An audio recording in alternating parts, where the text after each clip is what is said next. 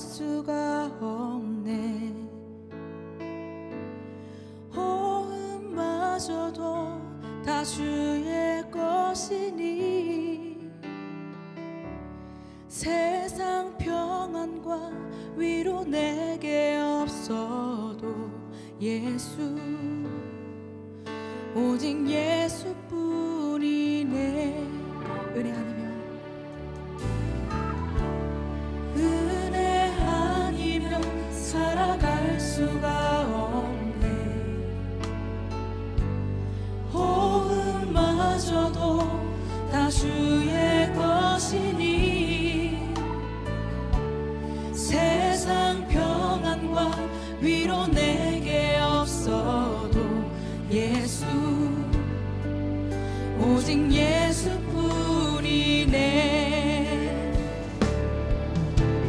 크신 계획 다 볼 수도 없고 작은 고난에 지쳐도 주께 묻기 나의 모든 삶 버티고 견디게 하시네.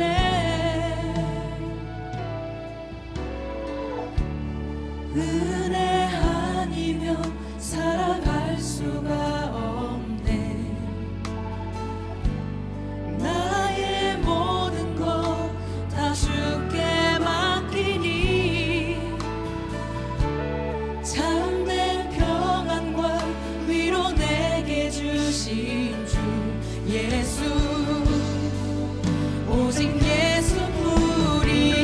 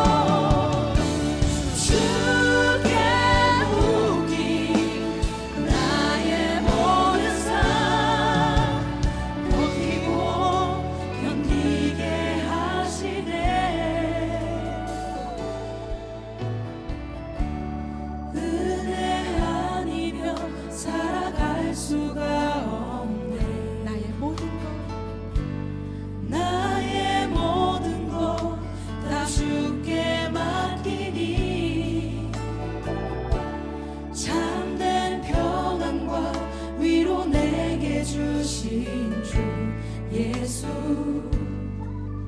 오직 예수뿐이네. 살아갈 수가 없네. 은혜 아니면 살아갈 수가 없네. 나의 모든 것 다 주께 맡기니 참된 평안과 위로 내게 주신 주 예수, 오직 예수뿐이네. 오직 예수뿐이네. 오직 예수뿐이네. 예수, 오직 예수뿐이네.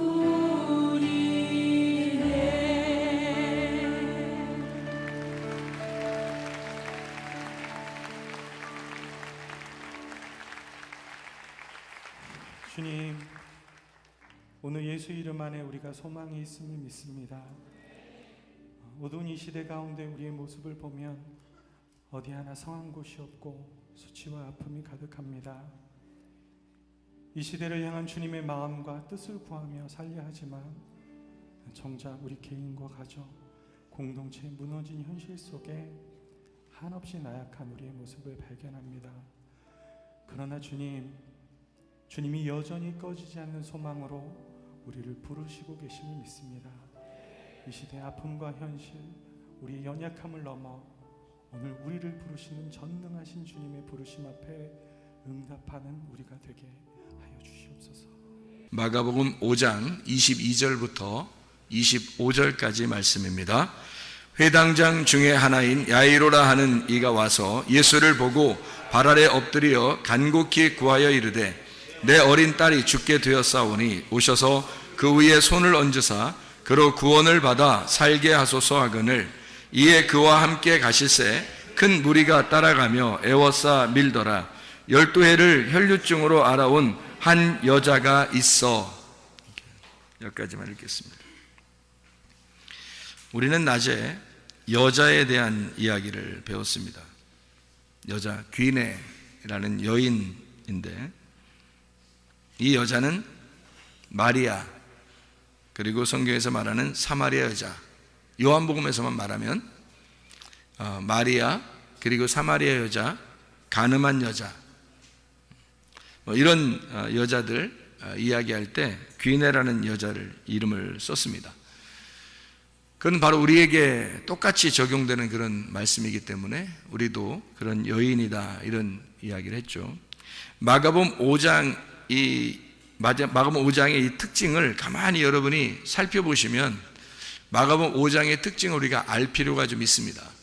왜 이거 알 필요가 있냐면 마가복음 5장의 이 특징을 보면은요, 이런 특징이 있어요. 마가복음 5장의 1절부터 20절까지 말씀을 보면요, 마가복음 5장 1절부터 20절까지의 말씀에 보면 뭐에 대한 이야기가 나와요?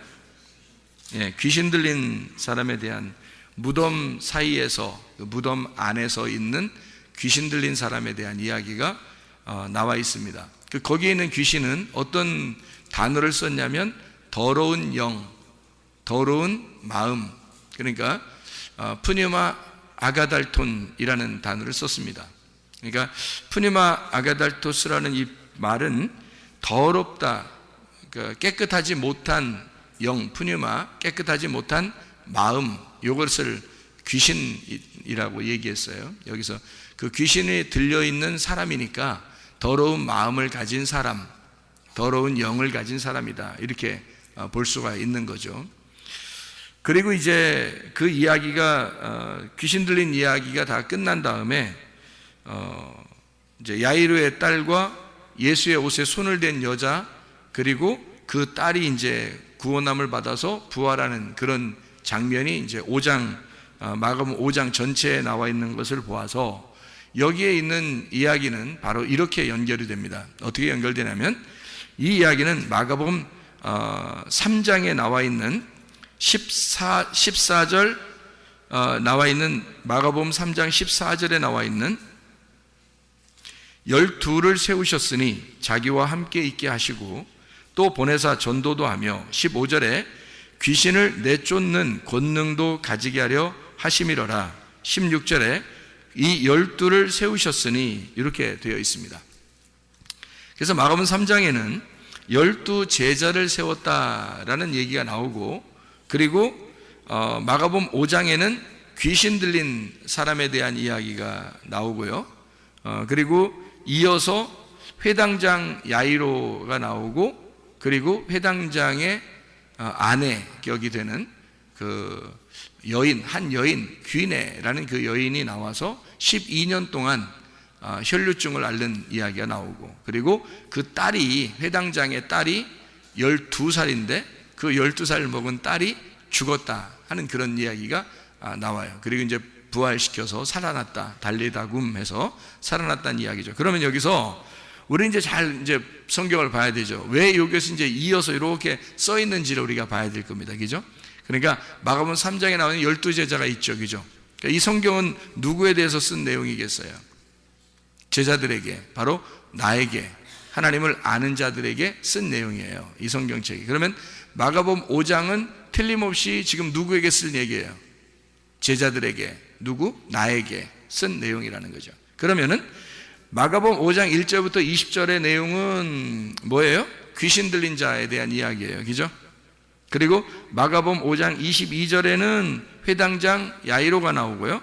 마가복음 5장 25절에는 12의 혈류증 여인이 나오고, 마가복음 5장 42절에는 12살 먹은 회당장 딸이 나온다 이 말이에요. 그러면 이게 다 뭐예요? 12제자, 또 12년 동안 혈류증 여인, 그리고 12살 먹은 어린아이, 이게 다 같은 내용으로 지금 써 있는 거죠. 그것을 뭔가 설명해 주려고 하는 그런 내용이겠죠. 그죠? 그래서 12제자에게 쓴, 그러면 12제자가 바로 뭐에 걸렸다는 얘기예요? 마가복음 5장에 보면 귀신 들렸다는 얘기예요. 그러니까 무덤 안에서, 무덤 사이에서 있는 귀신 들린 자라고 하는 건 뭐예요? 무덤 사이에서, 무덤 안에서 귀신 들렸다는 얘기인데, 그 무덤 안에서 귀신 들려 있는 사람을 얘기하는데, 그 무덤 안에가 어디예요? 네, 성전입니다. 성전 안에서 귀신 들려 있는 자가 있는 거예요. 누구를 얘기하는 거예요? 예, 지금으로 말하면 나죠. 나. 그러니까 제자를 얘기하는 겁니다. 그러니까 제자들이, 자, 설명을 잘 다시 한번 들어봐야 돼요. 제자들이 귀신 들린 자가 되었다. 귀신 들린 자는 뭐를 하나로 표현하려고 했던 것이다? 회당장 야이로라고 하는 것을 표현하려고 했던 거다. 회당장 야이로는 누구다? 12년 동안 혈류증 여인이다. 12년 동안 혈류증 여인이 피 흘리다가 12살 먹은 어린아이로 죽었다. 여러분 지금 뭔 얘기하는지, 목사님 뭔 얘기하는 거예요? 이렇게 할지 모르겠지만, 이게 성경을 지금 다시 한번 봐봐요. 지금 뭐라고 설명을 하고 싶은지 한번 잘 보세요. 회당장 야이로는 그 딸이 하나 있었어요. 근데 죽어가고 있었습니다. 근데 피가 계속 흐르면 죽어요, 안 죽어요? 죽죠. 근데 그 여인도 12년 동안 피가 흐르고 있어요. 그렇죠? 참 이상하죠, 그죠? 참 이상한 집안이야. 그죠? 회당장 야이로는 부자예요, 거지예요? 부자입니다. 아주 그 대표적인 사람이에요. 그 나라에서 대표적인 사람인데, 이 사람이 사실은 속에는 어떤 사람이라는 거예요. 예, 피가 유실되고 있는, 죽어가는 사람이란 얘기예요. 그리고 급기야 죽었다는 얘기입니다. 그러니까 이 사람을 살리는 거죠. 그러니까 회당장 야이로가 12년 혈류병 여인이고, 12년 혈류병 회당장 야이로가 자기 딸 12년 동안 살았던 어린아이, 죽음을 앞에 놓고 있는 그 어린아이란 말이에요. 그러니까 이 어린아이와 혈류병 여인을 통해서 지금 누구를 설명하는 거예요? 회당장 야이로를 설명하는 거예요. 회당장 야이로가 어떤 사람이겠어요? 회당장이니까 율법의 사람이죠. 그러니까 율법의 사람이라고 하는 것을 설명하는 거예요. 회당장 야이로가. 그러면 율법의 사람이라고 하는 이 사람은 하나님을 아는 사람이에요? 모르는 사람이에요? 하나님을 아는 사람이죠. 근데 하나님을 아는데 제대로 알아요? 제대로 몰라요? 제대로 모르니까 죽어가고 있는 거죠. 그러니까 제대로 알았다면 죽지 않죠. 그죠? 그래서 이 사람이 예수님을 만나가지고 살려주세요. 왜? 나는 죽어가고 있으니까. 내 딸이 죽어가고 있습니다. 그러니까 그건 자기가 죽어가고 있다는 얘기예요. 그렇죠? 자기 딸이 자기잖아. 그죠? 자기 딸이 자기나 마찬가지라고요. 그러니까 자기가 죽어가고 있습니다. 살려주십시오. 그래서 예수님한테, 회당장이라는 사람이 그 당시에, 회당장이 예수라는 사람을 만날 필요가 있을까요? 만날 필요 없습니다. 그 정도 권세를 가진 사람이, 그리고 그 정도 말씀을 알고 율법적인 그런 사람이 예수라고 하는, 사람들이 좀 이상하게 보는 그런 예수라는 사람을 일부러 만날 이유가 없는 거예요. 근데 예수 안 만나면 다 죽게 생긴 거야. 그러니까 도저히 안 만나면 안 되게 생긴 거예요. 그래서 예수를 꼭 만났어야 되는 거예요. 그러니까 이 사람이 죽어가는 사람이 아니었다면 만날 이유가 없었던 거죠. 자기 딸이 죽어가니까 사정하고 싶어서 만난 거예요. 그죠? 그러니까 이 사람이 지금 어떤 상태냐라고 하는 것을 이 마가복음 5장은 다 설명을 해주고 있는 거예요. 해당장 야이로를 통해서 그가 어떤 사람인지를 설명해 주는 거죠. 그러면은 회당장 야이로의 딸이 나중에 달리다굼해서 살아나요, 안 살아나요? 여러분 다 내용은 아시죠? 그러니까 뭐 달리다굼 하니까 일어나, 소녀야 일어나라 그러니까 일어났죠. 예수님이 세상에 소녀야 일어나라 멋있게 말했는데 진짜 안 일어나 봐요. 얼마나 자세 안 나옵니까? 안 되잖아요. 그러니까 예수님이 딱 손잡고 말해요. 그 시체한테 손 잡는 거 안 되잖아요. 원래 안 되는데 시체를 만지면 안 되거든요. 근데 뭐 그렇게 만져도 회당장이 뭐 꼼짝 못해요. 왜냐하면 자기 딸이니까. 자기 딸을 만졌는데 어떻게 해? 꼼짝 못해. 원래 부정하거든. 만지면 안 되는데 만져. 그래 만지고서 회당 소녀야 일어나라 그래요. 한마디 하니까요 이 아이가 막 온기가 돌아오고 싹 일어납니다. 일어나요. 일어났더니 예수님이 특이하게, 다른 데는 그런 말 안 해요. 다른 데는, 다른 성경에는요 그냥 그냥 일어나라 일어나라 의자 들고 가라 이런 얘기도 하고 들 것을 들고 네가 가라 걸어가라 집으로 가서 간증해라 이런 얘기도 하고 그러는데, 특이하게 여기는요 달리다굼 하고서 뭐라고 얘기해요? 예, 먹을 거 주라고 그래요. 희한하죠. 이게 특이하게 여기에 나타나는 현상이거든요. 마가복음 5장에. 그러면 여기에 죽음이라고 하는 것은 뭐하고 연결됐다는 걸 얘기하는 거예요. 먹는 거하고 연결됐다는 얘기예요. 아, 잘못 먹으면 죽는구나. 자, 예수님 만나기 전에 먹는 게 있었어요. 누가? 회당장이, 그 가족이. 그죠? 예수님 만나기 전에 먹는 게 있었어요. 근데 그걸 먹었더니 죽어가더라 이거예요. 그래서 예수님을 만났더니 예수님이 내 거를 먹어라. 이제는 먹을 것 좀 줘라. 이래요. 그랬더니 그 먹을 거가 파고, 먹다, 식사하다라는 얘기인데, 이게 에스티오, 먹다, 개걸스럽게 먹다. 그러니까 살다. 그러니까 살게 해라. 먹어서 살게 하라는 말이거든요. 이 말이요. 달리다굼, 잠자는 자여 일어나라. 그랬습니다.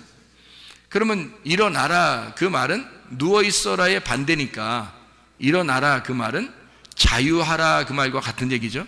부활해라, 살아나라, 자유해라, 해방시키겠다. 똑같은 얘기겠죠.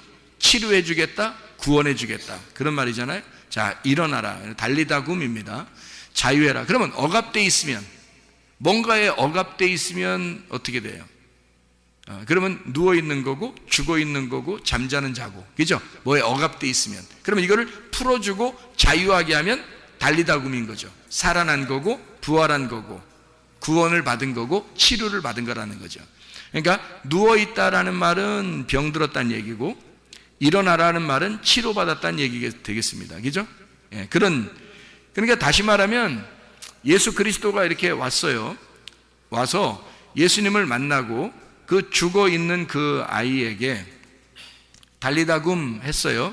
그 말은 예수 그리스도를 만나서 그가 죽어 있는 자가, 그러니까 왜 이런 얘기가 있죠. 나사로도 안 죽었을 때는 예수님이 안 왔죠. 나사로, 요한복음 11장에. 근데 나사로가 다 죽는 것까지 기다리고 죽은 지 며칠 만에 예수님 오시죠. 그러니까 죽은 걸 확인하고 오시는 거잖아요. 그죠? 예, 다시 말하면 완전히 죽어야 살린다는 얘기입니다. 완전히 죽어야. 그러니까 이 아이도 완전히 죽은 거예요. 그러니까 내가 완전히 죽은 거야. 자, 누가 죽을 거라는 얘기예요, 여기? 누가 죽었다는 얘기예요? 딸이 죽은 거예요? 회당장 야이로가 죽은 거예요? 회당장 야이로가 얼마나 기세등등한 사람이었겠어요. 이해가 돼요? 그렇게 기세등등한 자기가 그 딸의 죽음 앞에 무너져 버리는 거야. 그러니까 자기가 죽는 거야. 자기가 죽어 있는 그 사람에게, 자기가 죽어 있으니까 예수님이 달리다굼 시키는 거예요. 이 사람을 살려주는 거란 말이에요. 다시 말하면 내가 죽은 자리에 예수님께서 생명이 되셔서 너를 자유케 하겠다, 너를 치료하겠다, 그 말이죠. 그러니까 자기가 죽은 것이 없으면, 자기가 아직도 살아있으면 죽을 때까지 주님이 기다리는 거죠. 죽을 때까지. 그러니까 요한복음 11장에서도 나사로라고 하는 사람이 죽을 때까지 기다리는 거예요. 그래서 죽고 난 다음에 예수님이 가가지고 나사로야 일어나라, 뭐 나사로야 나와라, 뭐 이런 얘기 하잖아요.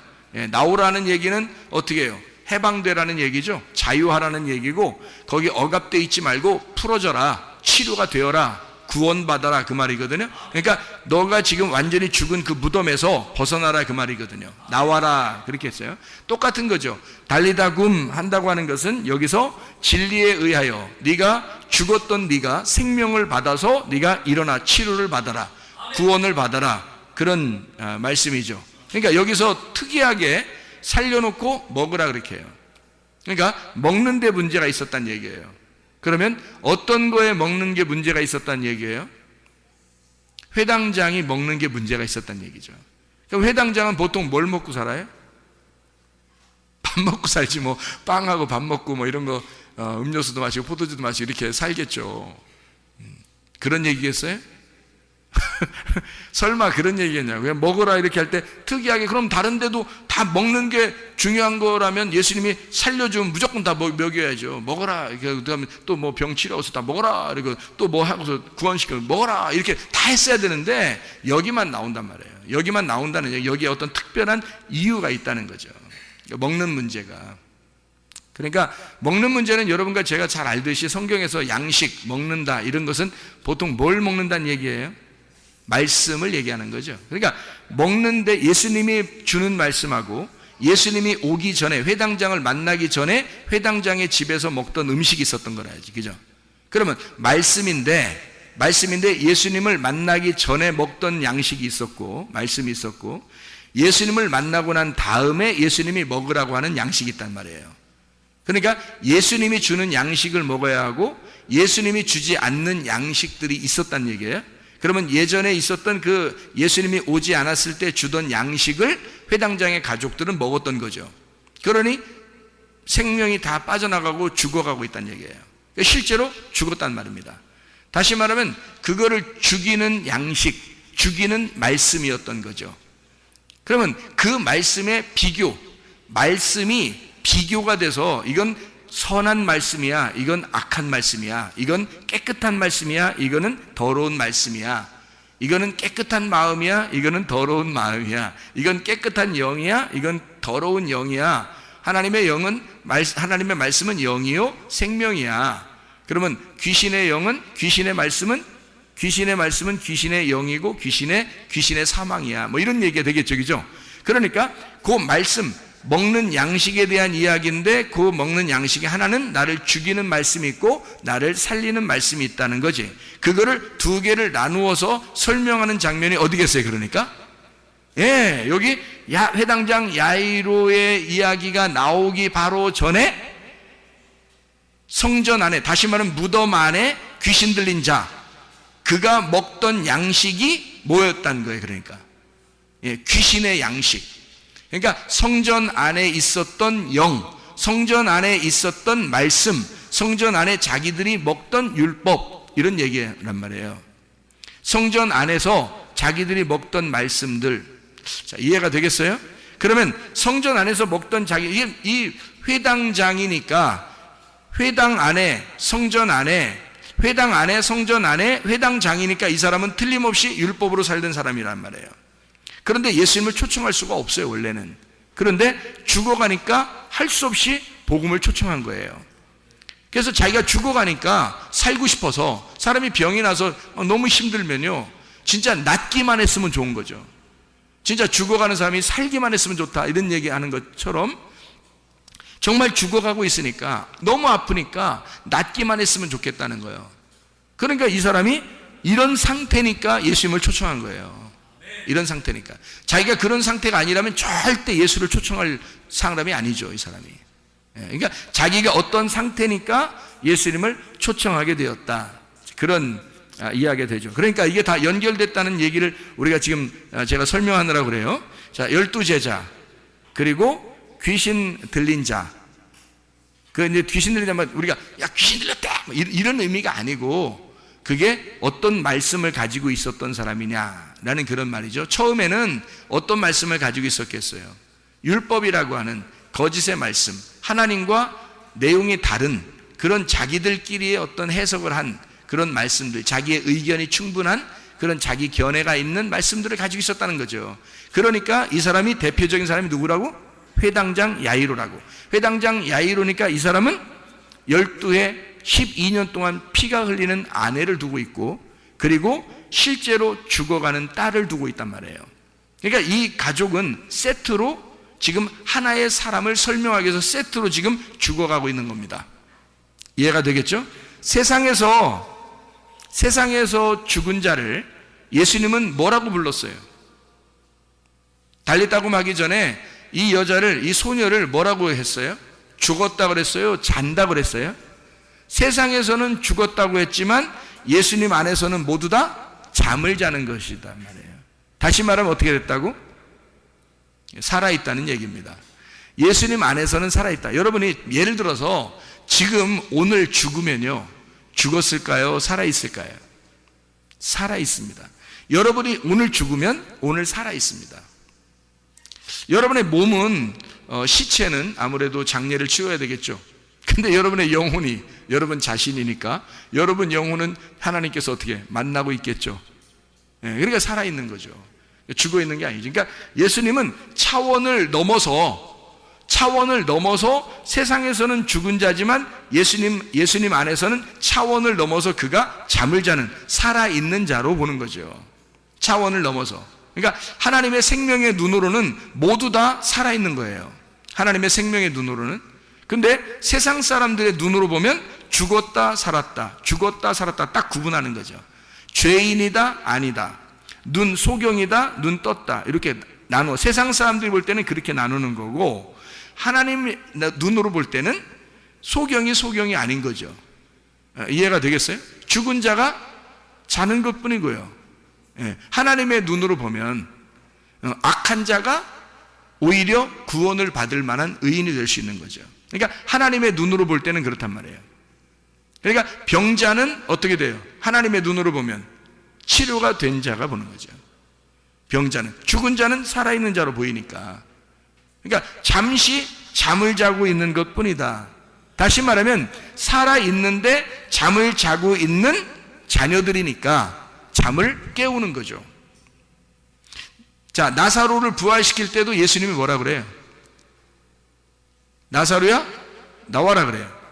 아니 죽은 자를 뭐 이렇게 부활해라 뭐 멋있게 막 손을 막 떨면서 막 이렇게 막 힘을 주고 막 이렇게 좀 장풍하듯이 막 그냥 바위를 깨뜨리, 그 왜 못하겠어? 뭐 하려마지 뭐 하나님 예수님이 뭐 그 정도 못하겠어? 손에다가 기를 모아가지고 이거 손가락 뭐 힘을 좀 줘가지고 말이에요, 바위에다가 한번 샥 힘을 쏴버리면 말이에요, 이게 그냥 막 바위가 팍 터지고, 그 속에는 죽은 자가 막 팍 부활해서 그냥 사지가 갑자기 쫙 풀려가지고 나오면 진짜 멋있을 거 아닙니까? 진짜.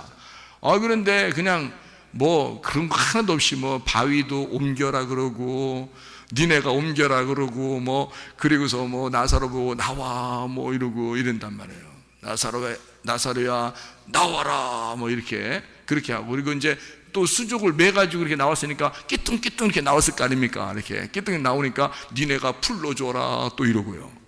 그 자기가 한 번에 해결할 수 있는 거를 안 하고 다 자기 사람들을 보고 하라 그래요. 그러면서 그걸 같이 경험하라 그러는 겁니다. 이 나사로는 예수님이 볼 때는 뭐예요? 죽음 너머에 살아있는 자로 본 거예요. 그래서 나오라고 한 거예요. 죽은 사람으로 본 게 아니란 말이에요. 죽은 사람을 봤다면 뭐 살아나라라고 하든지 부활해라라고 하든지 뭘 했어야 돼요. 그리고 멋있게 표현도 좀 더 멋있게 했어야 되는데 그렇지 않고 그냥 옆에 있는 것처럼 일리 와 나와 뭐 문 닫고 있는 사람처럼 말이에요. 나와 뭐 이렇게 얘기한단 말이에요.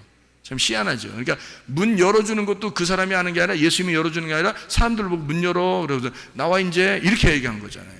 그 안에 있는 나사로 보고 똑같은 현상이에요. 그러니까 예수님은 살아있는 그 자녀들에게 잠을 깨우면 되지 이렇게 생각하는 거예요. 그러니까 죽음 너머에는 반드시 살아있다는 겁니다. 그러니까 살아있는 존재로 예수님은 보고 있는 거고요. 우리들이 볼 때는 선과 악으로 죽은 자와 산 자로 또는 죄인과 의인으로 소경과 눈뜬 자로 이렇게 딱딱 나누어 보잖아요. 그게 선악과예요. 그게 선악과. 근데 예수님의 눈은 그렇지 않죠. 예수님의 눈은 죽은 자로 보는 게 아니라 살아있는 자로 보는 거예요. 다 눈뜬 자로 보는 거예요. 소경으로 보는 게 아니고, 죄인으로 보는 게 아니라 의인으로 보는 거예요. 자기가 용서할 거니까, 다 용서했으니까 그렇게 보는 거예요. 그러니까 예수님의 눈에는 다 병든 자로 보는 게 아니라 치료된 자로 보는 거예요. 병든 자가 아니고. 그러니까 그냥 뭐 예수님은 그냥 손을 댔다면 그냥 치료받죠. 그게 예수님이라고 하는 믿음 자체란 말이에요. 예수님이라는 믿음, 그 믿음이 일하시는 거란 말이에요. 그 믿음이. 그러니까 그가 낫는 거죠. 살아나는 거고. 자, 무슨 말인지 알겠죠? 하나님은 그래서 우리를 절대 죽은 자로 포기하지 않는다는 얘기입니다. 하나님 우리를 절대 죽은 자로 포기하지 않는다는 거예요. 계속 우리를 살아있는 자로 보고 있다는 얘기예요. 그러니까 희망 있는 거야, 우리가. 하나님의 눈으로 보니까 우리가 희망 있는 거야. 내 눈으로 보면 희망이 없죠. 자기 눈으로, 사람들의 눈으로 보면, 세상 사람들의 눈으로 보면 희망이 없어요. 근데 예수님의 눈 안에서는 다 산 자들이니까 희망이 있는 거예요. 살아있는 자니까. 이미 죽어있는 자면 희망이 없죠. 그래서 여기서 사람들은 죽었다고 얘기하고 예수님은 살았다라고 얘기하는 거예요. 자고 있다, 잠시 자고 있는 거다라고 얘기하는 거죠. 그건 자는 자들에게 대한 희망이잖아요. 그죠? 이미 죽었다 그러면 희망이 없죠. 사람들이 볼 때 죽은 거지 예수가 볼 때 죽은 건 아니란 말이에요. 자, 무슨 말인지 알겠죠? 그래서 결국에는 이 이야기가 누구를 깨우기 위해서예요. 회당장 야이로를 깨우기 위해서예요. 그러니까 여기 12년 혈류병 여인과 그 다음에 그 12살 먹은 이 아이의 죽음을 통해서 누가 지금 혈류병이 있고 누가 지금 죽어가고 있냐면 회당장 야이로가 그렇게 되고 있는. 그래서 회당장 야이로가 누굴 만나니까 해결되는 거예요? 예수라는 복음을 만나니까 해결되는 거란 말이에요. 그러니까 여기 여러분 지금 나사로 얘기를 좀 했으니까 나사로 얘기를 조금 더 할게요. 나사로라는 얘기가 신약에 몇 번 정도 나올까요? 이게 나사로가 라자로스라는 단어인데 이게 엘 아자르라는 구약에 있는 엘 아자르, 그게 아브라함의 종 이름이죠. 엘리에셀, 엘 아자르라는 그 엘 아자르가 하나님은 돕는 자라는 단어고요. 그게 이제 돕는 배필 같은 그런 단어예요. 보혜사 같은 거고요. 하나님은 돕는 자다 할 때 엘 아자르라는 단어를 쓰는데 그게 나사로라는 단어가 나오는데 이게 신약 성경에 몇 번 정도 나올까? 제가 한번 나사로라는 이름을 라자로스라는 이름을 다 찾아봤어요. 신약에 나오는 라자로스를 다 찾아봤다고요. 나사로 나오는 걸. 다 찾아보니까 몇 번 나오냐면 누가복음 16장에 한 번 나오고요. 그리고 요한복음 11장에 나오고 요한복음 12장에 나오더라고요. 3번만 딱 나옵니다. 그러니까 3번이 이제 세 번이 한 단어만 나오는 게 이제 나사로에서 16장에 누가복음 16장에 하나 둘 셋 넷 4번이 나오고요. 그리고 요한복음 11장에 하나 둘 셋 넷 다섯 6번이 나오고요. 요한복음 12장에 하나 둘 셋 넷 5번이 나옵니다. 그러니까 몇 번 안 나와요. 그러니까 장수로 말하면 요한복음 11장하고 12장에는 누가 나오는가 하면 나사로가 예수님의 그 친구, 진짜 사랑하는 그 나사로 있잖아요. 그 죽었다가 살아난 나사로 할 때는 요한복음 12장에 나오는 거고, 나사로를 살려준다 할 때 나오는 건 요한복음 11장이에요. 그러니까 요한복음 11장하고 요한복음 12장은 둘 다 죽은 나사로 살리는 그 얘기만 나오는, 그 사람만 나오는 거예요. 우리가 잘 아는 누가복음 16장에는 거지 나사로, 그거만 나오는 겁니다. 그러니까 나머지는 하나도 안 나와요. 신약에 나사로라는 이름이 하나도 안 나와요. 요것만 딱 나와요. 그러면 뭔가 전해주는 의미가 좀 있겠죠. 그러면 거지 나사로, 부자를 만났다고 하는 그 거지 나사로, 거지라는 이 거지 나사로가요, 거지가 푸토코스라는 단어거든요. 거지, 아무것도 없다, 거지라는 말. 그래서 거지라고 하는 거를 또 이제 성경을 쭉 다 찾아봤어요. 거지라고 나오는 그 단어, 푸토코스라는 단어를 신약에서 신약의 전체가 다 푸토코스가 얼마나 나오나 봤더니 마태복음부터 요한계시록까지 몇 번이 나오냐면요. 하나, 둘, 셋, 넷, 다섯, 여섯, 일곱, 여덟, 아홉, 열, 열하나, 열둘, 열셋, 열넷, 열다섯, 열여섯, 열일곱, 열여덟, 열아홉, 스물, 스물하나, 스물둘, 스물셋, 스물넷, 스물다섯, 스물여섯, 스물일곱, 스물여덟, 스물아홉, 서른, 서른하나, 서른둘, 서른셋, 33번이 나와요. 이 거지라는 푸토코스라는 단어가 다 적어봤더니 그 중에서 이제 마태복음 5장 3절에 여러분 아시죠? 마태복음 5장 3절은 뭐라고 돼 있어요? 심령이 가난한 자는 복이 있나니 천국이 저희 것이며 이렇게 돼 있죠. 그러니까 천국을 가는 자는 심령이 가난한 푸토코스. 근데 이 거지가 거지 나사로 할 때의 거지예요. 그게 같은 입장에서 쓴 단어들이란 말이에요. 그래서 마태복음만 몇 개 이렇게 읽어보면, 마태복음만 몇 개 읽어보면요, 마태복음 5장 3절에 심령이 가난한 거지, 그 가난하다는 말이 거지란 말이고요. 마태복음 11장 5절에 나온 맹인이 보며 못 걷는 사람이 걸으며 나병 환자가 깨끗함을 받으며 못 듣는 자가 들으며 죽은 자가 살아나며 가난한 자에게 복음이 전파된다 할 때 그 가난한 자 거지에게만 복음이 전파된다고 되어 있어요. 그러니까 복음이 가난한 거지에게만 복음이, 푸토코스에게만 복음이 전파된다는 거예요. 그러면 누구만 구원받아 천국 간다는 얘기예요? 거지만 천국 간다는 얘기예요. 거지만. 그러니까 누구만 아브라함의 품에 들어가 있다는 얘기예요? 아브라함은 하나님의 품이고 하나님 아버지의 품이란 얘기예요. 말씀의 품에 들어간다는 얘기는 거지만 들어간다는 얘기예요. 거지만. 그러니까 거지에게만 복음이 전파되니까. 그게 성경에 나와 있는, 지금 마태복음만 몇 개 읽어도 그렇단 말이에요. 그리고 이제 뭐 19장, 마태복음 19장 21절에 보면, 19장 21절에 보면 예수께서 이르시되 내가 온전하고자 하냐, 가서 내 소유를 팔아 가난한 자들에게 주라 그랬어요. 가난한 자들에게 주라. 그리하면 하늘에서 보화가 내게 있으리라. 그리고 와서 나를 따르라. 이렇게 되어 있거든요. 이 가난한 자, 거지를 얘기하는 겁니다. 그러면 거지는 예수를 말하는 것이고, 먼저는 예수님을 말하는 것이고, 진짜 예수가 있는 자를 말하는 거죠. 그러니까 거지에게 소유를 팔아 나누어 주라 라고 하는 건 그들에게 복음을 나누라 이런 말이거든요. 그러니까 네가 진짜 온전하려고 하다면 그렇게 해라, 그런 얘기고요. 26장 마태복음 26장 9절의 말씀에 보니까 이것을 비싼 값에 팔아 가난한 자들에게 줄 수 있었겠도다. 이건 무슨 얘기인지 아시죠? 이게, 그죠? 향유값 깨뜨린 거예요. 그랬더니 11절에 뭐라고, 예수님이 뭐라고 하냐면, 가난한 자들은 항상 너희와 함께 있잖아. 나는 항상 함께 있지 않잖아. 이렇게 얘기해요. 이거는 죽음을 준비하기 위해서 한 것이다 라고 얘기하기 때문에, 예수님은 죽으시는 예수님은 한 번 죽잖아요. 그 한 번 죽으시는 그 예수님에게는, 예수님은 항상 있는 건 아니잖아요. 한번 죽음을 위해서 있는 거니까. 근데 나머지 가난한 자들은 항상 있대요. 그 말은 뭐예요? 예수는 항상 살아있다는 얘기예요. 예수는. 그러니까 항상 거지와 함께 있다는 얘기입니다. 거지들과 함께 있다.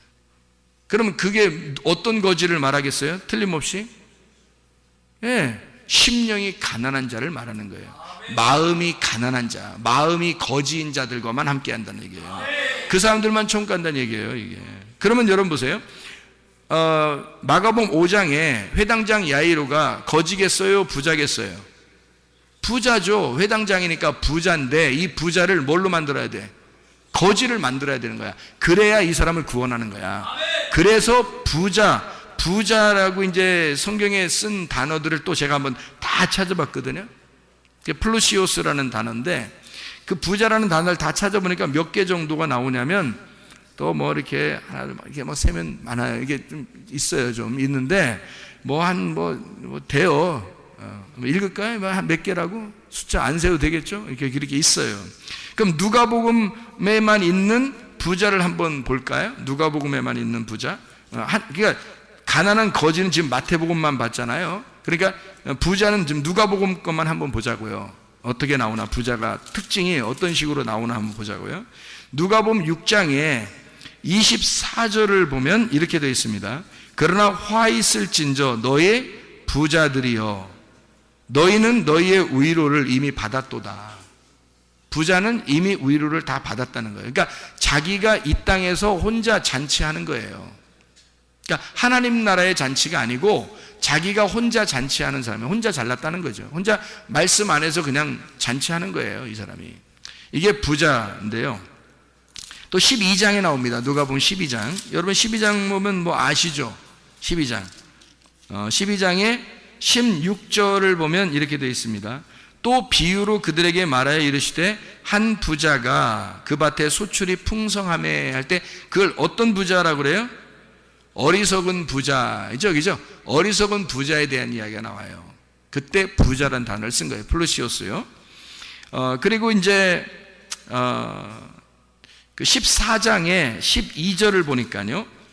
누가복음 14장 12절 보니까 또 자기를 청한 자에게 이르시되 네가 점심이나 저녁이나 베풀거든 벗이나 형제나 친척이나 부한 이웃을 청하지 마라. 그러니까 부자는 데려오지 말라는 거예요. 혼인잔치에 부자는 데려오지 마라. 잔치가 일어나면 부자는 데려오지 마라. 들었건대 그 사람들이 너를 도로 청하여 내게 가품이 될까 하노라 할 때 그 부자라고 썼습니다. 그러니까 부자는 자기 거를 절대 이렇게 그러니까 다른 사람에게 구걸을 하지 않는 사람을 얘기하는 거예요. 그러니까 자기가 다 아는 거야. 자기가 다 알고 다 가지고 있고 자기는 풍성한 거예요. 그래서 다른 사람에게 그냥 나눠주면 자기는 구걸 안 해요. 한마디로 구하지 않는단 말이에요. 말씀을 구하지 않아. 자기가 다 가지고 있다고 생각하니까. 16장 1절입니다. 우리가 이제 부자에 대한 이야기. 또 제자들에게 이르시되 어떤 부자에게 청지기가 있는데 그가 주인의 소유를 낭비한다는 말이 그 주인에게 들린지라 이렇게 할 때 1절에 나오고요. 19절에 누가복음 16장 19절에 한 부자가 있어 자색옷과 고운 베옷을 입고 날마다 호화롭게 즐기더라 할 때 나사로 가난한 거지 나사로하고 부자와 거지 나사로 얘기할 때 누가복음 16장에 19절부터 31절까지 설명하는 거 아시죠? 그래서 누가복음 16장에는 16장에는 1절과 19절과 21절 그리고 22절 이렇게 부자에 대한 이야기가 16장에 나오고요. 그리고 18장에 23절에 보면 18장 23절을 보면 그 사람이 큰 부자이므로 이 말씀을 듣고 심히 근심하더라. 예수님께서 부자가 하나님 나라 들어가는 게 낙타가 바늘구멍 들어가는 것보다 어렵다 할 때 그 말 할 때 그 부자예요. 그 부자는 거기다 또 쓴 겁니다. 25절에도 그렇게 나와 있죠. 그죠? 낙타가 바늘귀 들어가는 것보다 부자가 하나님 나라 들어가는 게 너무 어렵다. 이렇게 할 때 그 부자를 똑같이 썼습니다. 19장 2절 말씀 삭개오라 이름하는 자가 있으니 세리장이요 또한 부자라 이렇게 되어 있죠. 그죠? 부자라. 그리고 21장 1절 말씀 보니까 예수께서 눈을 들어 부자들이 헌금함에 헌금 넣는 것을 보시고 가난한 거지 같은 과부가 드리는 것을 보고 더 크게 드렸다라고 얘기할 때 부자들이 헌금을 냈다 이렇게 얘기하는 그 얘기. 부자들은 자 특징을 보니까 어때요? 지금 우리가 누가복음만 쭉 봤거든요. 특징을. 그럼 부자들은 어떤 특징을 갖고 있어요? 자기가 풍성하죠. 풍성하니까 다른 사람에게 구걸하지 않는 거예요. 그죠? 그러니까 한마디로 말하면 부족함이 없는 겁니다. 자기가 부족하지 않으니까 예수가 필요하지 않겠죠. 그죠? 복음이라는 예수가 필요하지 않아요. 왜냐하면 복음은 가난한 자들과만 함께 있으니까. 그렇죠? 그러니까 부자의 특징을 보니까 여기서 누구누구 특징이 나와요? 어리석은 부자가 나오고요. 부자가 거지 나설 할 때 그 부자가 나오고요. 그리고 삭개오도 부자라고 나오고요. 그죠? 그리고 헌금 낼 때 부자도 나오고요. 또 청함 받을 때 부자는 청하지 말라 이런 말도 나오고요. 그죠? 그러니까 여기서 이 부자들에 대한 이야기가 이렇게 나오고 거지에 대한 이야기가 나오는데 회당장 야이로라고 하는 마가복음 5장에 회당장 야이로가 부자였죠. 그러니까 뭘 만들어야 돼요? 가난한 거지를 만들어야 돼. 그러니까 부자에서 가난한 거지를 만들려니까 지금 자기가 가지고 있는 걸 다 뺏어야 돼, 안 뺏어야 돼요? 다 뺏겨야 되는 거예요. 그래서 이 회당장이 자기 그 아내인 여인 12년 동안 혈류병 그러니까 이게 그 피가 계속 흘러나가는 그런 병을 가진 여인, 그리고 그 딸이 죽어가는 그 딸을 바라보면서 자기에게 희망을 다 잃어버린 거죠. 자기가 이제까지 알고 있었던, 자기가 가지고 있던 그 부자의 모든 행태가 다 사라지는 겁니다. 그때. 그러니까 예수님 앞에서 자기가 완전히 다 깨지는 거죠. 원래 부자는요, 개를 밑에 두고 자기가 음식을 먹다가 개한테 던집니다. 그러면 개가 이제 그걸 받아 먹거든요. 그런데 수르보니게 여인 알죠? 수르보니게 여인. 그 수르보니게 여인은 자기를 개만도 못하게 여겨 예수님이. 그래서 수르보니게 여인한테는 내가 개들한테 주는 말씀도 개한테 던져주는 것도 못 주겠다. 뭐 이런 얘기를 해요. 그러니까 내가 개들한테는 줄 수 있지만 너한테는 못 준다, 이런 얘기도 되는 거고요. 개한테 주는 것만큼도 너한테는 할 수 없다, 이렇게. 그러니까 부자들도 개한테 던지지 않습니까? 라고 얘기하면서 예수님은 뭐라고 하냐면, 그 여자의 얘기에 예수님 뭐라고 대답하냐면, 나는 이스라엘의 사람들, 이스라엘 내 백성에게 왔지 이방인에게 오지 않았다. 이방인인 이 수르보니게 여인은 그러면 부자도 개한테 던져주는데요, 그러면 개한테 던져주는 그것만 나한테 던져줘도 내가 그걸로 좀 살아나지 않겠습니까? 내 딸이 살지 않겠습니까? 라고 할 때 그 개 있잖아요, 개. 이 개라고 하는 게 이게 퀴나리온이라는 단어를 썼고요. 이게 개가 사냥개 할 때 퀴온이라는 단어입니다. 마가복음, 우리가 지금 보고 있으니까 마가복음 7장의 28절 말씀이에요. 마가복음 7장 28절 말씀. 여자가 대답하여 이르되 주여 올소이다. 상 아래 개들도 아이들이 먹던 부스러기를 먹나이다 라고 자기에게 지금 자기를 취급을 뭐라고 한 거예요? 이 수르보니게 여인은 지금 자기를 뭐라고 취급한 거죠?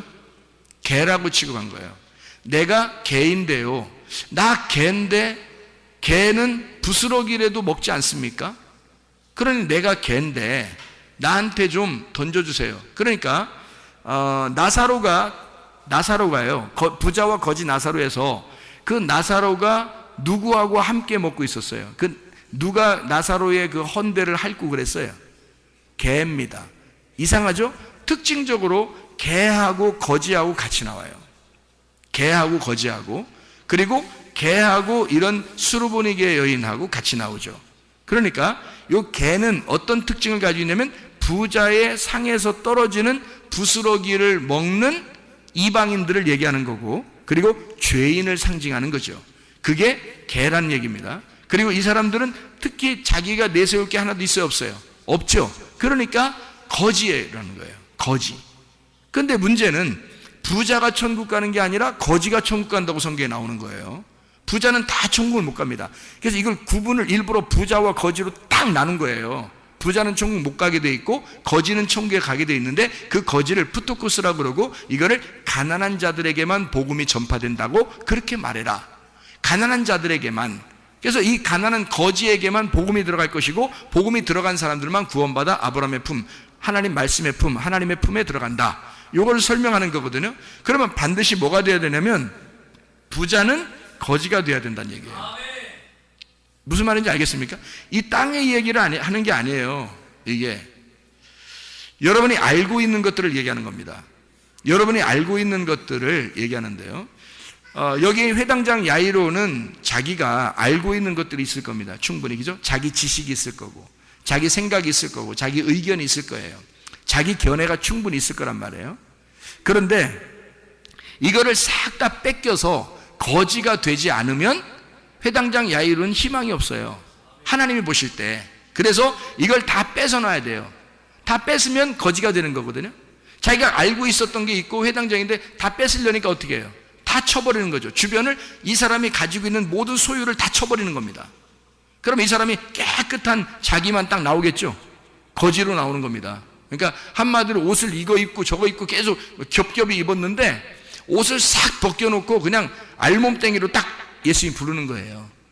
그러니 그 앞에서 뭐 예수님 앞에서 뭐라고 얘기하겠어요? 자기가 뭐 잘난 체를 하겠어요? 뭐 하겠어요? 다 죽어가고 있는데, 지금 딸이 뭐 지금 앞에서 뭐 죽어가고 실제로 죽었는데, 그러는데 거기 앞에서 뭐 예수님 앞에서 뭔 잘난 체를 하고 있으며, 뭐 회당에서 뭐 내가 율법에서는 뭐 내가 뭐 이렇게도 행하고 저렇게도 행하고 내가 뭐 이런 사람인데요, 당신은 뭘 얘기하러 이 땅에 왔습니까? 뭐 하면서 부자들은 그렇게 얘기하거든요. 바리새인들은 그렇게 예수님을 대적하고 그러거든요. 그런데 이 사람은 할 말이 없어요. 왜? 자기 죽어가니까.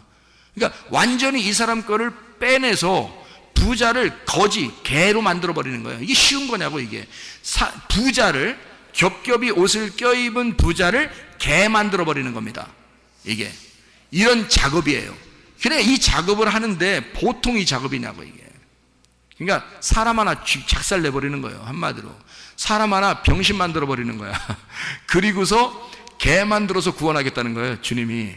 개 만들어서. 그러니까 거지 만들어서 구원하겠다는 거예요. 여러분 잘났으면 얼마나 잘났어요? 어떻게 해야지 구원받아요? 내 개입니다. 내가 가면 생각하니까 그지예요. 나 개입니다. 나 아무 가진 게 없네요. 나 진짜 주님의 복음만 필요합니다. 나 살려주세요. 나를 치료해 주세요. 나를 거듭나게 해주세요. 내 생각 다 빼버리고 주님 생각으로만 살겠습니다. 내 믿음 빼고 주님 믿음으로 내가 살겠습니다. 내 말씀 다 빼고 주님 말씀으로만 살겠습니다. 이거는 거지만 구걸하는 거예요. 거지만 구걸하는 거예요. 이 사람이 거지가 안 돼서는 예수님을 초청할 수가 없습니다. 거지가 되니까 초청하는 거예요. 예수를. 그리고 예수는 그의 죽음을 살려버리는 겁니다. 그 집안에 죽어가는 그 집안을 살려버리는 거예요. 여러분의 집안이 잘 되는 역사, 여러분 몸이 잘 되는 역사, 여러분의 그 잘못된 모든 문제들이 갑자기 잘 되는 역사는 예수가 초청되면 됩니다. 예수의 말씀이 여러분 안에 들어오시면 되는 거고요. 예수의 믿음이 여러분의 가정에 강타하면 되는 것입니다. 자기가 할 수 있는 게 아니에요. 내가 할 수 없을 땐 다 내려놓는 겁니다. 그냥 거지가 되는 거예요. 그냥 개가 되는 것입니다. 그러면 주님이 그냥 살리는 거야. 이 사람을.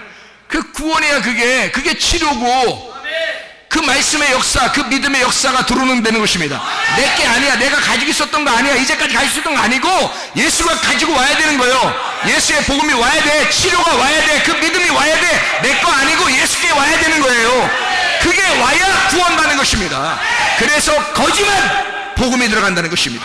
거지만. 자기가 뭐 좀 알고 있다? 교회 생활 뭐 오래 했다? 다 소용없어요. 그게 뭐냐고, 그게 뭐가 대단해서.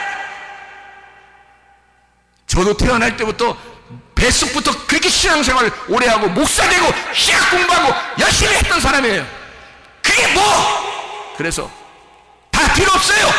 주님 앞에서 내가 벌거숭이 모습으로 나 거지예요. 나 죽어가고 있어요. 주의 복음이 필요합니다. 치료자가 필요합니다. 살려주십시오. 그게 필요한 거란 말이에요. 모압 여인 룻이라는 여인이 있죠. 귀내입니다.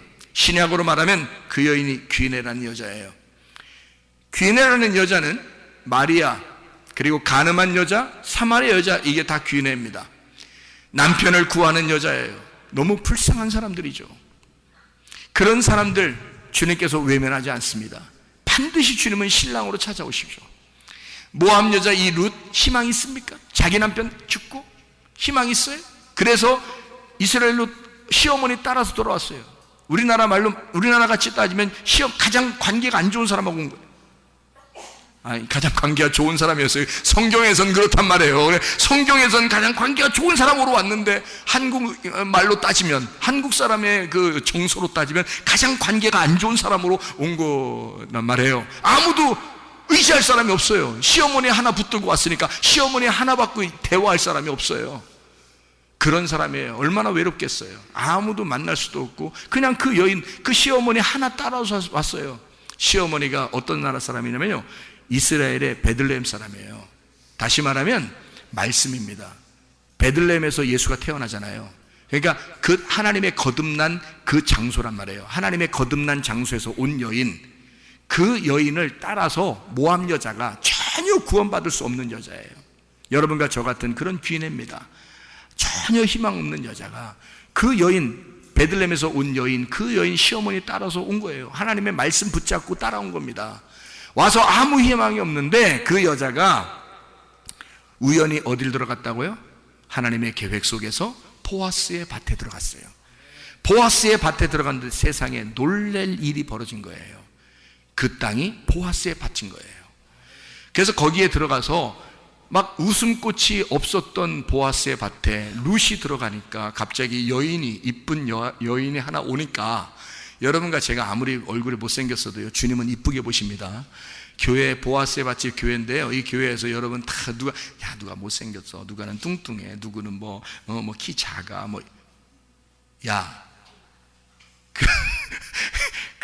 그런 소리, 그 주둥이라고 그건 다 주둥이에요. 그건 입이 아니에요. 그런 게 어딨어요. 보아스의 밭에는 지금 룻만 들어오면 웃음꽃이 피는 장소가 된 거예요. 룻이 들어와서 괜히 화기애애해진 거예요. 보아스가 괜히 기분 좋아해요. 저 여인이 누구냐? 다 물어보고, 괜히 물어봐요. 왜 물어봐? 어떤 여자야? 이러면서 괜히 물어보고 그래요. 그리고 다 알고 있었어요.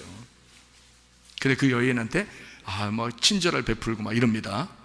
그 여자가 누구의 지시를 받고 또 들어오냐면요, 시어머니의 지시를 받고 둘이 이제 작전을 세우는데, 시어머니의 그 작전에 싹 이제 계획을 세워가지고요, 그 시어머니가 뭐라 했어요? 말씀, 보아스를 연결해 주는 성령님입니다. 그게 시어머니예요. 그래서 이 룻이 그 말씀에 따라 그 계획의 작전을 딱 짜가지고요, 들어왔어요. 이 여자는 신약으로 말하면 뭐라겠어요? 마리아와 같은, 사마리아 여자와 같은, 가늠한 여자와 같은, 해산하는 여인과 같은 그런 여자라고 그랬죠. 그런 귀내는 바로 뭘 해야지 귀내가 완성이 되는 거예요? 이 뱃속에 잉태를 해야 이게 완성이 되는 거예요. 아이가 태어나야 이게 여자가 완성이 되는 거예요. 귀내는 부족한 밭이에요. 부족한 배를 가진 여자, 씨가 필요한 여자, 이게 귀내란 말이에요. 그래서 뭔가가 채워져야 할, 남편을 만나야 할 여인이 귀내란 말이에요. 그래서 이 여인도 남편을 만나야 돼요. 이 뱃속에 아들이 잉태가 되면 되는 거예요. 그러면 자기의 지금까지 죽어가던 그 생명이 빠져나가는 피가 흐르던 것이 멈춘단 말이에요. 이 여자가. 이게 혈류병 여인이라는 거지. 이 혈류병 여인도 피가 자꾸 새는 거예요. 죽어가는 거잖아요. 근데 임신을 해버리면 피가 딱 멈춥니다. 이해가 되겠어요? 임신을 해버리면 속에 아이가 딱 들어가면 그러면 딱 멈춰요. 누가 주인이 된 거예요? 아기가 주인이 된 거예요. 아기가 들어가서 이제까지의 내 몸에 주인이 나였는데 아기가 들어와서 아기가 주인이 돼버리는 거예요. 그러면 이 여자가 자기가 주인이니까 지금 어느 나라 여자로 왔어요? 모압 여자로 왔는데 아기는 지금 누구 아기를 받았어요? 보아스의 아기를 받은 거예요. 그러니까 지금 이 속의 뱃속은 지금 누가 자라나고 있는 거예요? 베들레헴 사람이 자라나고 있는 거예요. 베들레헴에서 태어난 예수가 자라나고 있는 거란 말이에요, 속에. 이해가 돼요? 그러니까 이 귀내는 뭐 할 때 완성이 된다고? 이 밭에 씨가 들어가서 정착을 하고 출산, 이것이 씨가 터져 나오면 이게 완전히 완성이 되는 밭이 되는 거란 말이에요. 밭이 그러니까 혼자 자기가 주인이었었는데 씨가 들어오니까 씨가 주인이 돼버리는 거야. 그래서 씨가 주인이 되니까 밭이 자기가 완전히 씨한테 정복당한 거야. 그러니까 씨가 주인이 돼버린 거지. 씨가 자기 밭을 완전히 정복해버린 거예요. 이 아기가 이 엄마를 완전히 정복해버린 거야. 엄마는 아기한테 꼼짝 못하는 거예요. 그러니까 모압 여자가 베들레헴 사람이 돼버리는 거지. 이해가 됩니까? 모압 여자가 베들레헴 사람이니까 뭐가 들어오니까? 말씀이 들어오니까, 보아스의 씨가 들어오니까 베들레헴 사람이 돼버리는 거야. 이게 베들레헴 아기 예수를 잉태하게 되는 놀라운 여자가 돼버렸단 말이에요. 그래서 그게 귀내가 진짜 씨를 받는 그 순간이 있었다고요. 룻기서에 잘 보세요. 룻기서에 3장의 9절입니다. 3장의 9절. 룻이 보아스의 옷을 덮고 있습니다. 룻이 와가지고요 살짝 보아스의 옷을 덮은 거예요. 나를 덮으소서, 나를 덮으소서. 그러니까 보아스의 아내가 되는 거야. 여러분, 보아스의 아내가 되는 거야. 말씀이 이 속에 들어와 임신이 되면, 그러면 이 여자는 신분이 바뀌어버리는 거예요. 이해가 됩니까? 마가복음 5장의 혈류병 여인은 귀인입니다. 남편을 만나야 하는 씨가 필요한 여인이란 말이에요. 그래서 이 여자가 뭘 만졌어요? 예수의 옷자락을 만진 거야. 무슨 말인지 이제 감이 잡히셔야지. 배도 잡히고 사과도 잡히고 포도도 잡히고. 이 여자가 왜 옷을 만졌겠어요? 룻이 보아스에게 자기를 덮으소서, 내가 당신의 옷의 밑에 있습니다. 혈류병 여인이 예수님의 옷자락을 만지며 나는 이 옷자락을 만지면 낫을 것이다, 이 남자가 나의 남편이 될 것이고 이 남자가 나에게 이 말씀이라는 씨를 줄 것이다, 나는 이 남자의 말씀을, 이 남자의 아이를, 이 속에 예수를 잉태하게 될 것이다, 나는 살아날 것이다, 죽은 내가 살아날 것이다, 병들어 죽어가는 내가 살아날 것이다, 이거를 믿은 것입니다. 이 여자가 나는 당신의 아내요, 나는 당신을 바라보는 사람입니다, 나는 당신의 옷을 날 덮으소서, 나를 살려주소서, 나를 치유해 주소서. 말씀이 여러분 속에 들어가 일하시게 하시길 바랍니다. 기도하겠습니다. 우리 하나님 앞에 간절하게 한번 기도합니다. 주여, 세 번으로 기도합니다. 우리 하나님, 나는 귀인입니다. 나는 희망이 없는 여인이에요. 주여, 나를 살려주소서, 나를 치유해 주소서, 나를 구원해 주소서. 주여, 세 기도합니다. 주여,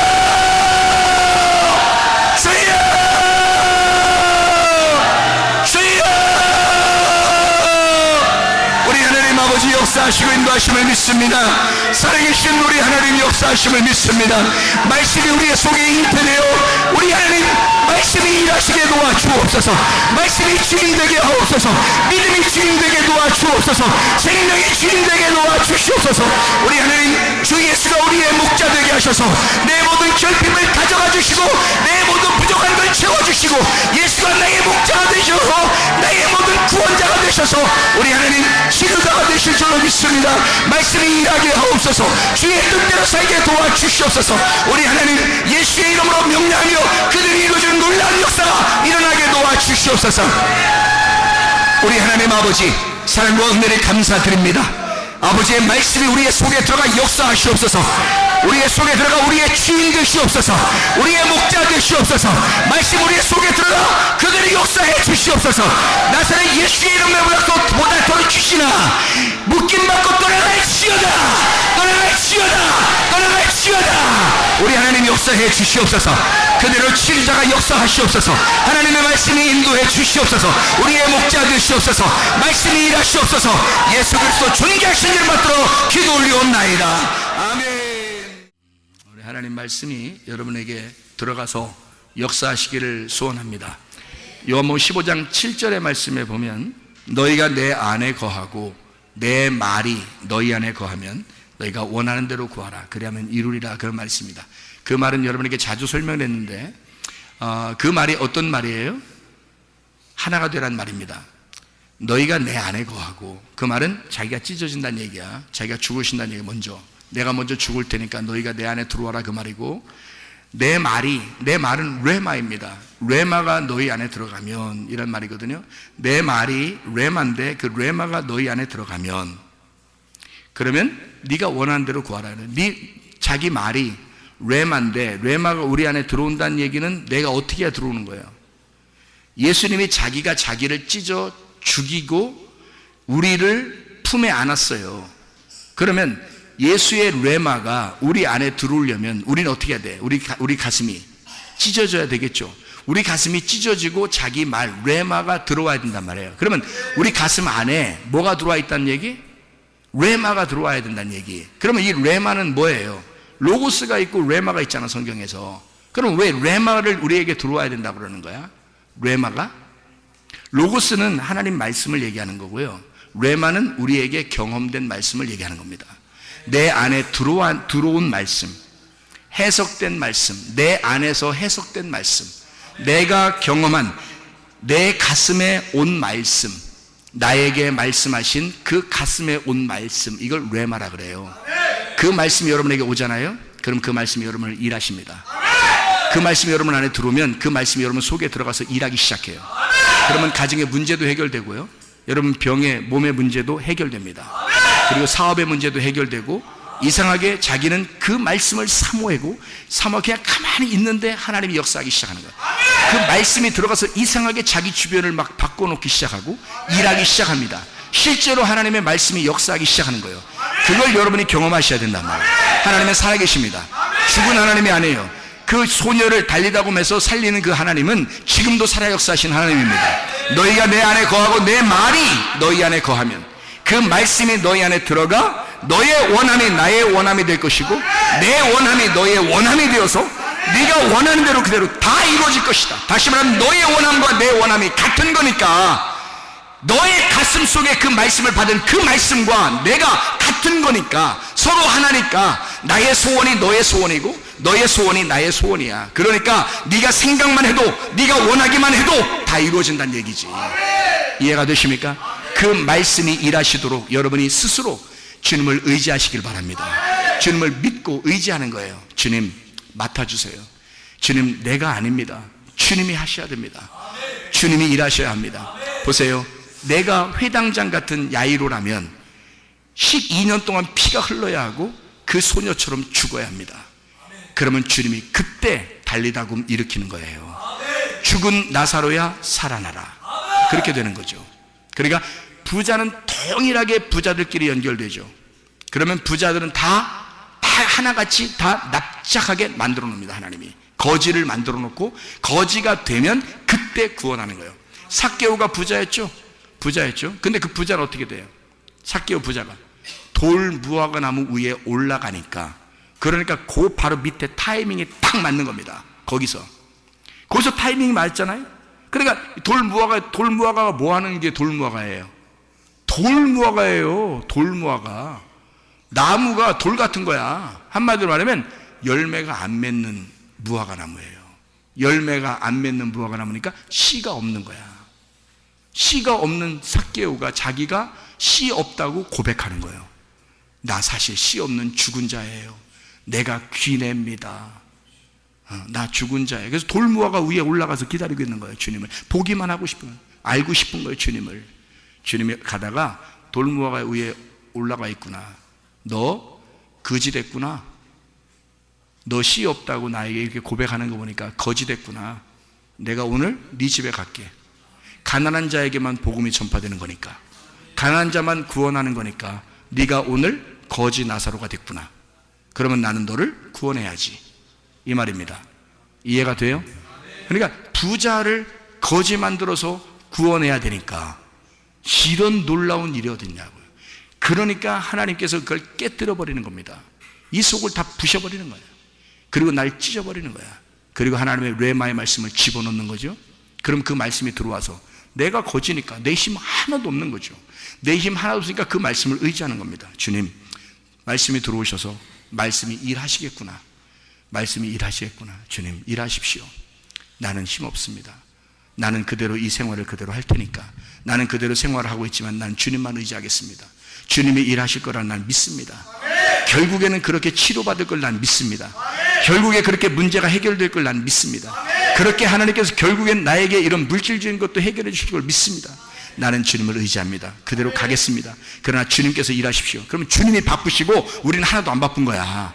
우리는 하나 주님에게 다 맡겼으니까, 내 모든 결핍을 주님께 맡겼으니까, 그러면 주님은 바쁘셔. 나는 그때부터 편한 거야.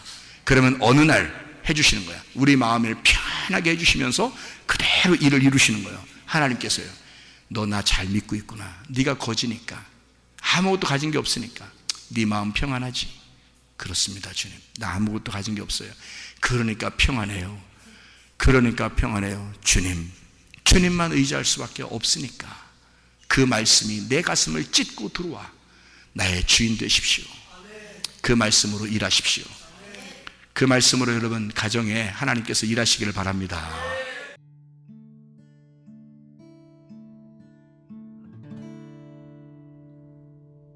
내 속에